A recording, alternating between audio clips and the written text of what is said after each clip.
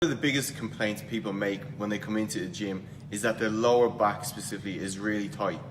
It can be due to obviously many reasons, but as a general statement, we can attribute it to your lower back not really being the culprit, but more being the victim, that certain muscles get really tight because we've been sitting down all day, and certain muscles get very weak, which then can't support our back properly, and that leads to tightness.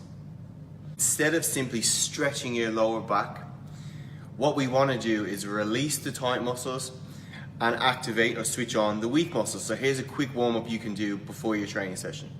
So what we're going to do is going to put our back leg on something that can elevate it, have our hips forward. What this is going to do is going to stretch out your quad and also your hip flexor to get really tight. In addition to this, what we want to do is actually try to squeeze our bum cheek on this side forward, so our back gets into a nice straight position, and that's going to increase that stretch. So if you aim for 2 seconds, squeeze in your bum as hard as you can, relax for 2 seconds, and do about 10 reps on either side. So now we've stretched out the front, we need to switch on the glutes, which get really inactive when we're sitting down all day. So a simple glute raise, okay, glute bridge. Again, raising your bum up, squeeze for 2 seconds at the top, and slow down. Now a major thing here is to make sure we're not extending through the back, and more extending just to the hips. We want to feel a nice burn on our glutes, and we can aim for 3 sets of around 15 to 20 reps.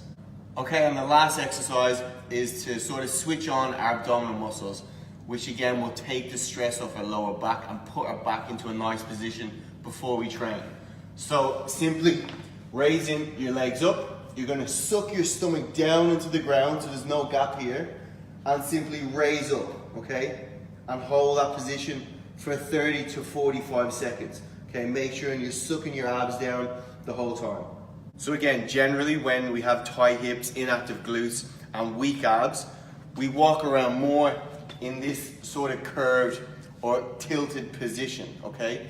When we stretch out our hips, switch on our glutes, and sort of switch on our abs, it puts us back into that straight, neutral back position, puts us in a perfect position to go and train safely and effectively.